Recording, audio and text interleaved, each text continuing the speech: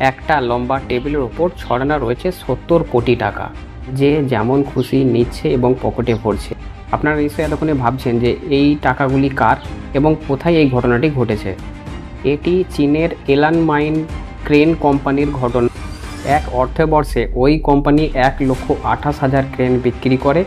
সেই ক্রেন বিক্রি করে কোম্পানি লাভ 260 মিলিয়ন ইয়ান প্রফিট করেন।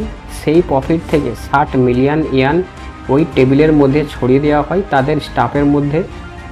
কোম্পানির তরফ থেকে বলা হয়েছিল 15 মিনিটের মধ্যে ভালোভাবে ভদ্র সুস্থভাবে যে বেশি টাকা গুনে নিতে পারবে সেই টাকা তাকে বোনাস হিসেবে ওই বছরের জন্য দেওয়া হবে। ওখানের মধ্যে এক ব্যক্তি, উনি সব থেকে বেশি টাকা নিয়েছেন 1 লক্ষ ইয়ান। আপনার কি মত? আমাদের ভারতে যদি এই ঘটনা ঘটে আপনি কিভাবে টাকাগুলো নেবেন?